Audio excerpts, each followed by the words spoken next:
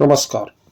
Voice of Jaisalmer में आपका बहुत बहुत स्वागत है। मित्रों, जैसलमेर विरासत में हम आपको कई स्थान दिखाते रहते हैं। आज उसी कड़ी में शहर के बिल्कुल मध्य यानी कि मात्र 2 किलोमीटर की परिधि पर इंदिरा इंडोर स्टेडियम के बिल्कुल सामने 3 तालाब, जी हाँ, 3 तालाब जो कभी बबुल झाड़ियों की ओट में समाप्त से हो गए थे, मुझे आज जयप्रकाश जी व्यास लेकर के आए और उन्होंने इस तालाब के बारे में बताया। चूंकि यह लोगों को नज़र में नए लगते होंगे, लेकिन ये नए नहीं है।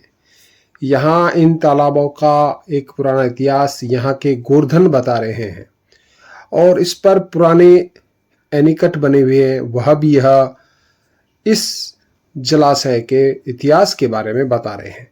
जयप्रकाश जी ने कहा कि जब वह इस तरफ आए तो उनमें एक विचार जगा कि क्यों न हम इस स्थल को थोड़ा सा साफ सफाई किया जाए। तो उन्होंने पहले सर्वप्रथम इस सड़क के किनारे जो ये घुमावदार अमर सागर जाने वाली रोड है, इंडोर स्टेडियम के पास सामने, और जो बड़ी बड़ी होटलें हैं वो इसी लाइन में ही बनी हुई है, तो उन्होंने इस रोड के किनारे पौधे लगाने प्रारंभ किए।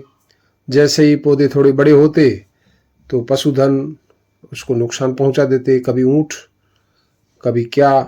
तो इस तरह से यहाँ के पौधे टूटते रहे।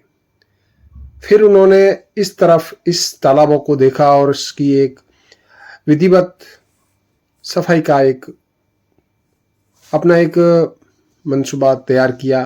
कुछ लोगों से इन्होंने अपनी एक मंत्रणा की, तो कई लोगों ने, चूंकि यह कार्य बहुत बड़ा था, तो प्रशासन के माध्यम से इसको कराने के लिए एक बंधु ने प्रेरित किया और फिर जैसलमेर विकास समिति के माध्यम से यह तीनों तालाब अपने पूर्व इतिहास का एक दर्शन वर्तमान में करवाने लगे। यानी कि जैसलमेर विकास समिति के माध्यम से इसमें साफ सफाई हुई और इसमें पानी भी आया। तो यह तीनों तालाब एक दूसरे से जुड़ते हुए हैं। पीछे की तरफ पहाड़ी है और इस पहाड़ी का पानी बहुत, जब बरसात होती है, बहुत तेज गति से चलता है। गोवर्धन यहाँ पर है, उस पर कुछ इसके इतिहास के बारे में भी अंकित है। जैसा यहाँ के जानकार हैं, उन्होंने इन छोटे छोटे जो तालाब, 3 तालाब है, इनके इतिहास के बारे में 400 साढ़े 400 वर्ष पुरानी बात बताई। चूँकि इन्हीं तालाबों के बिल्कुल सामने धीरनों का टोभा, गंगा सागर और सोनी समाज के तालाब वगैरह भी बने हुए हैं। और उसी के साथ अगर हम बात करें तो यहाँ अमर सागर के पास के जो छोटे छोटे और भी कई तालाब देखने को मिल जाएंगे।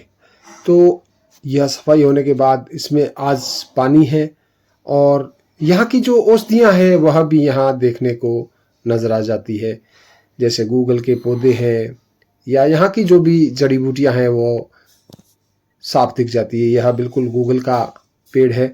तो इस तरह से शहर के बिल्कुल मध्य सुबह जो हम भ्रमण करते हैं पैदल, उनके लिए बहुत अच्छा स्थान हो सकता है।